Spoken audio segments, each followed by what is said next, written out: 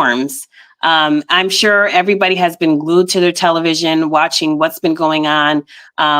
We're both in North Carolina, so just seeing what's going on in Asheville and the surrounding areas, Tennessee, also Florida with the devastation caused by Helene. And then on the heels of Helene, we have Milton. And so I'm sure a lot of people are just exhausted by all of this, just the storms, and just you're trying to put all the pieces back together just in time for the meteorologist to say, guess what, guys, we have another hurricane on the horizon. And this is the route that it looks like it's taking. So that can be very scary. I know, Chevelle, when I saw the devastation, the aftermath of Helene, I was in shock. I couldn't believe that took place in North Carolina.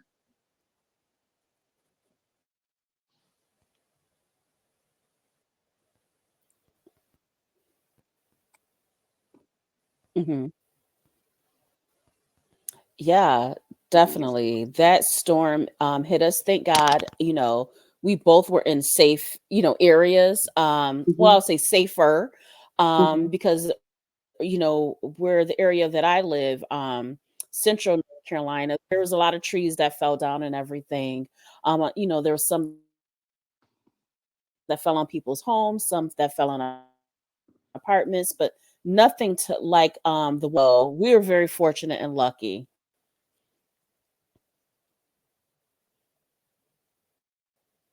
Yeah, I'm sorry. I think there's a delay, but that's all right. We'll work through. We showed up. We're here.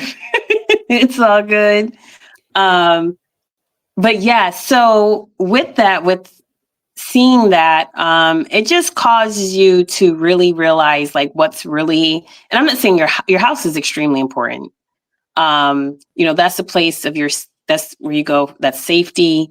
That's where you have family gatherings, and so that is devastating. Just seeing a tree come through your house or your home being washed away or just other types of flood damage that can occur during these storms. And it was very tough to watch, and I can't even imagine going through it. But mentally, that can take a toll on, of course, on the people that are going through it, whether directly or your family member is going through it, but also just us watching. What did you feel just seeing that, Chevelle, like seeing the homes, seeing the devastation, and then you hear like another storm, this Milton is coming. And even though it's all the way in Florida, you're like, oh my God, like now what?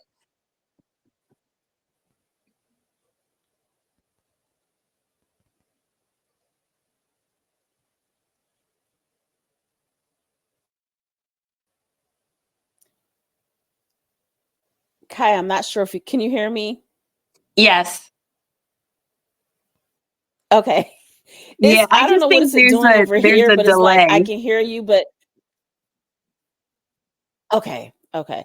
So I want you guys to understand there's a delay. So I'm not just sitting here staring. I'm waiting until I can hear Kai finish her sentence, which is probably like a couple then I'm gonna jump in.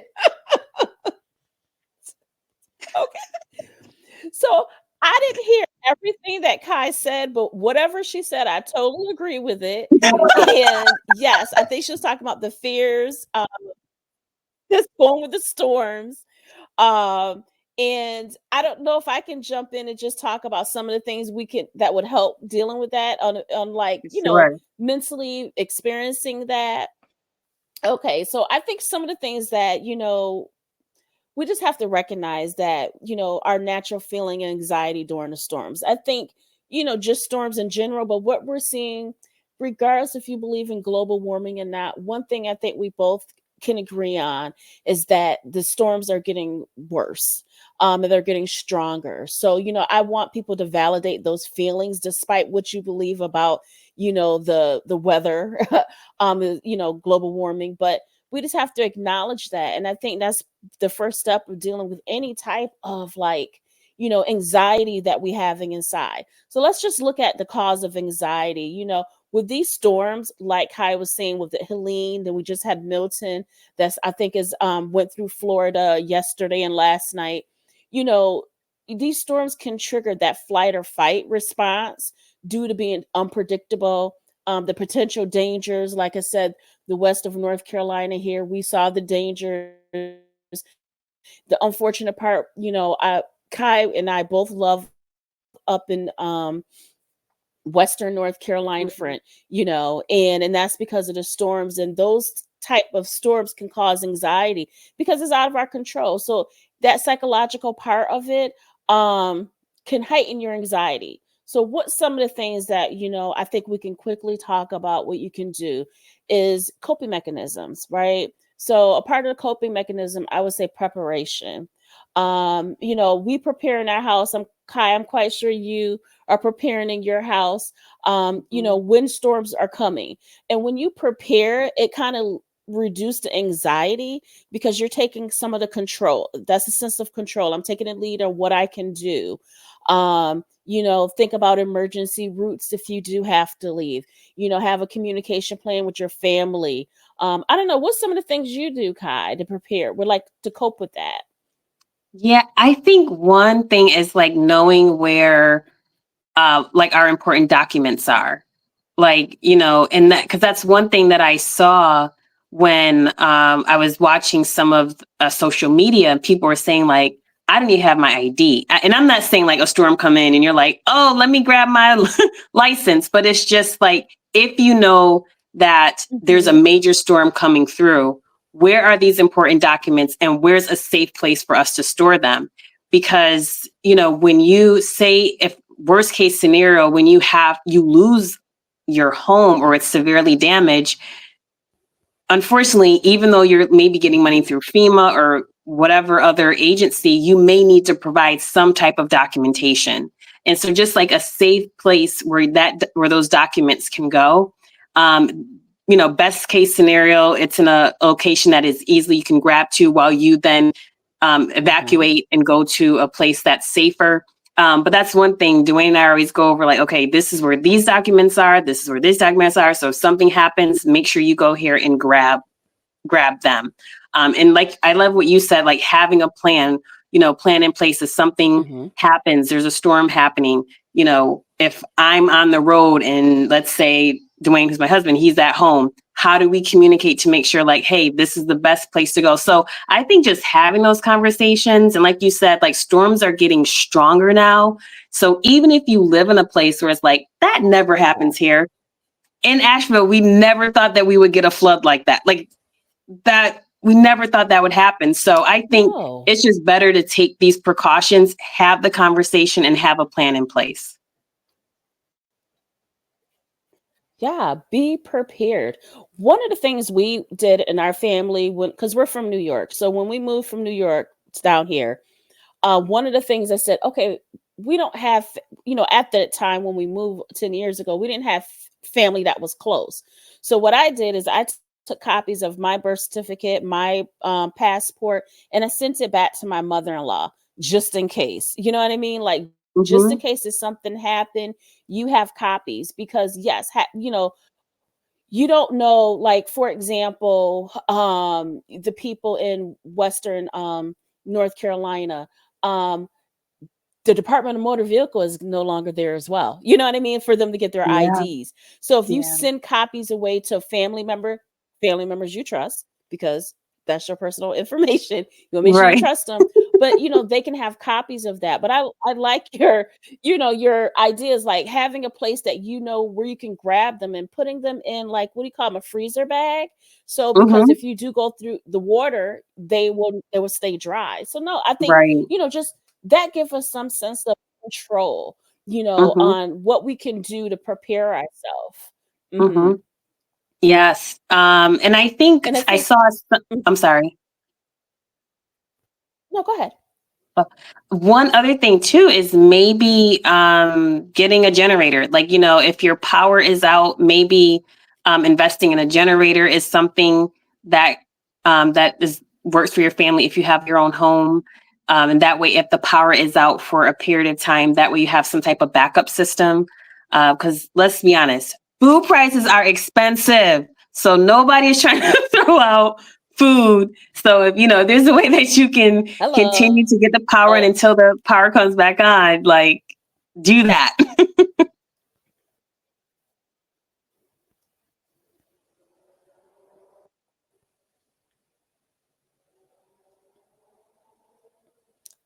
Yes. It went out again. I don't know if you can hear me, but I agree with everything you said. So Everybody listen, Chevelle says I'm always right.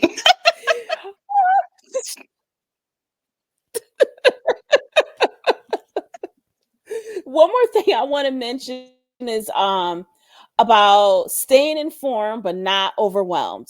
So I encourage you when you're preparing, for these storms, I want to encourage you to be up to date with reliable information, but also you need to avoid, that over consume of storm news, because that also, sometimes I love the media, but also the other part of the media, they sensationalize the media that's coming through with the storms, so be informed, but limit yourself in checking for updates. Like, because if you just check for updates, that help prevent some of the anxiety cycle that you can go through. We'll talk more about dealing with the media, but I just be informed, but not overwhelmed.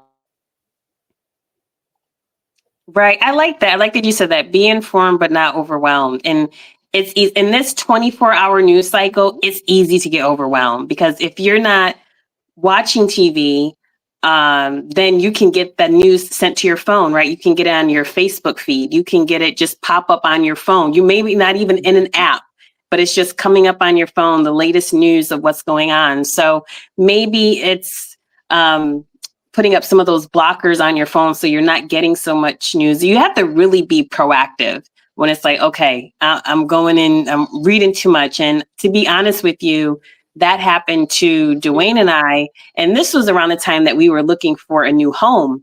And so we were like, okay, we want to buy our own house. But we were watching so many different people giving so much different information about now's not the right time. You need to wait. And then other people are like, no, don't wait now. If you wait, then you'll never get your house. And other people are like, no, because the housing market. And so we just became paralyzed because we're like, I don't know who to believe because everybody is so convincing of what they're saying. And so we just had to come together and say, all right, listen, what's best for us? And that's the path that we decided to go down, or else you'll be stuck. And then just not making a decision is making a decision. Exactly. I love that. Not making a decision is making a decision. Yes. Yes. And so, so with that being said, and the only lag that I want. You're good. That was that lag.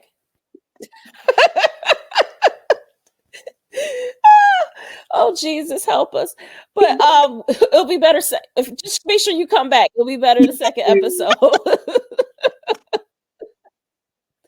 The only thing I just add is this, when preparing for this stuff, just make sure you check in with your loved ones. And that should also include your neighbors. Because, I always say family is not always blood related. So check in with your neighbors, encourage staying connected with your friends, families. That could be virtually, so you don't feel isolated, or, also they can be a distraction to talk to them so you don't have to focus on the storm. But having a plan, making sure they know your plan, because if you're going through the storm and they're going through the storm, and then if they're in like a safe area, they're going to be concerned about you. So making sure that, your friends and family know your plan so they know where to check, to make sure that you're okay. And at the end of the day, we know that with the recent storms, this is not the end of them. We're just the beginning of storm season. So the best thing is, if you're dealing with anxiety, all the things that we talked about today is not working, you might have to seek professional help. Do some counseling to help you with being overwhelmed. That persistent fight or flight feeling that you're having. So, always think of a therapist or a counselor. It's not a bad thing. It's a good thing to talk about our feelings, to someone that can help us filter out some things and create a plan. And again, natural disasters is going to be coming. So I just want you to be prepared. And if you need a little extra help, it's okay. It's okay. Right. So true. We don't have to bottle up our emotions, our feelings. We can, and that's our goal here is to create community where people can share without feeling judged, but this is what I'm going through.